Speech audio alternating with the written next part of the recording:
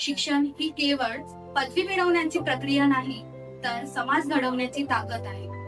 या पवित्र विचारांनी प्रेरित होऊन हिमाच्या लेखी महिला डॉक्टर संघ आणि साऊथ स्टडी सेंटर भंडारा यांचे संयुक्त विद्यमाने आयोजित चला मिळून उभारूया नालंदा अभियान कॅम्पस या प्रेरणादायी संवाद कार्यक्रमात उपस्थित सर्व मान्यवर डॉक्टर, प्राध्यापक, शिक्षक, विद्यार्थी, पालक आणि समाज बांधव यांचे मी मनपूर्वक स्वागत करत आहे.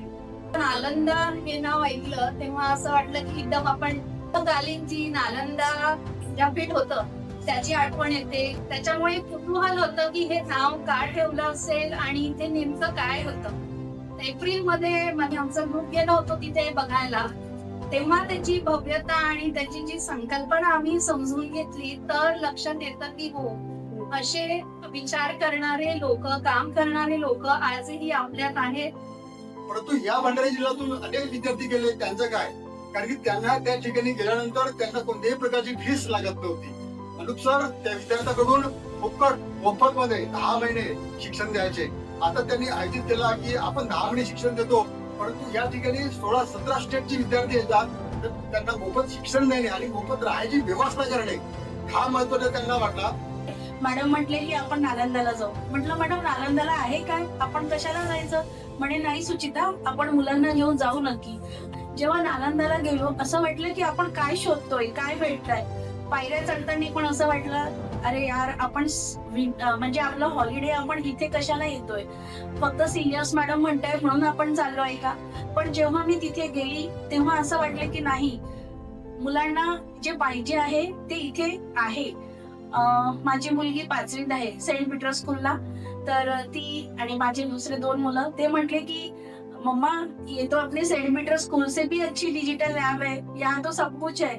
म्हणजे ते 2 तास 1.5 तास त्या लॅब मध्ये सगळ्या गोष्टी त्यांनी एक्सप्लोअर केल्या. वंचित मुलं आहेत त्यांना संधी मिळाली पाहिजे, जी आपल्या हक्काची संधी आहे ती मिळाली पाहिजे आणि उच्च शिक्षण आपण घेतले पाहिजे, यासाठी नालंदा अकॅडमी तयार केलेली आहे. या कार्यक्रमाला आवर्जून बोलवल्याबद्दल सुचिताचे आणि मुदिता ग्रुपचे आभार. आणि सर, आम्ही नक्कीच तुमच्या नालंदा मित्र म्हणून काम करतो. 2016 साली Tata institute of social sciences Mumbai इथे मी प्रवेश घेऊ शकले. तिथे माझा मास्टर कम्प्लीट केला. त्यानंतर मी international institute of population science तिथे मी काही वर्ष काम केलं. त्यानंतर आणि गव्हर्नमेंट एक्झामसाठी प्रिपरेशन करण्याचा विचार केला. आता मी काहीच दिवसामध्ये समाजसेवा अधीक्षक म्हणून DNEच्या अंडरमध्ये रुजू होणार आहे. तर ती माझी जर्नी आहे. नालंदामध्ये असताना त्यांना आपल्या इंग्लिशवर एवढा कमांड केलं की ते आज बॉम्बे हायकोर्टच्या चीफ जस्टिसच्या अंडर ते आज लॉ रिसर्च म्हणून ते आज काम करते. मी ILS लॉ कॉलेज 1925 मध्ये त्याची सुरुवात झालेली. तर अशा लॉ कॉलेजमध्ये ऍडमिशन करून 5 वर्ष तिथं शिकणे स्वप्न माझ्या पूर्ण झालंय. आणि सध्या मी बॉम्बे हायकोर्ट नागपूर बेंच याच्यापुढे प्रॅक्टिस करतो. तो ये कैंपस है हमारा, अक्टूबर में अभी हमारा फर्स्ट फेज कंप्लीट हो जाएगा, यानी कि 100 बच्चों का. तो हम लोग जो है वो 100 बच्चों के साथ अभी नवंबर में हम लोग शिफ्ट कर जाएंगे 100 स्टूडेंट्स के साथ. फिर अगले साल 100 और बढ़ाएंगे. फिर 2-3 साल के अंदर हम 300 की कैपेसिटी का कर लेंगे. और अभी मैं जगह जगह जा रहा हूँ. पिछले हफ्ते बल्लारपुर में था, उससे पहले नागपुर में था, अभी मैं अगले हफ्ते अमरावती जा रहा हूँ. तो मैं क्यों कर रहे हैं मेरी टीम ये क्यों कर रही है? पहली बार मैं चाहता हूँ कि हमारी कम्युनिटी को, हमारे लोगों को इस कैंपस के बारे में पता चले, और खास तौर पे यंग बच्चों, कि उनके पास एक ऐसा इंस्टीट्यूशन है.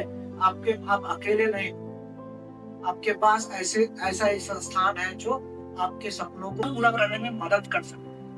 Thank you so much. और मुझे बहुत अच्छा लगा आपके बीच में नाही.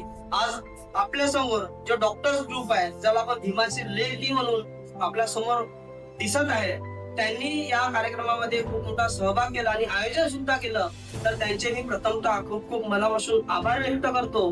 त्याच्यानंतर या कार्यक्रमामध्ये जे महत्वाची, जो सिंहाच्या वाटा ज्याला आपण म्हणतो, ते म्हणजे हिमाताई, त्यांनी या कार्यक्रमामध्ये अत्यंत मोलाची भूमिका निभावली. आणि प्रत्येकाच्या घरोघरी असेल किंवा ऑफिसमध्ये असेल, त्यांनी जाऊन अनेक लायब्ररीमध्ये हे पॉम्पलेट डिस्ट्रीब्यूट केलं आणि या कार्यक्रमाची माहिती दिली. त्यांच्यामुळे हा कार्यक्रम सक्सेस झालं किंवा इतर लोकांमुळे हा कार्यक्रम सक्सेस झालं असं आपण म्हणू शकतो. त्या सर्वांचे मी प्रथमतः खूप खूप आभार व्यक्त करतो. जय भीम, जय भारत, जय संविधान.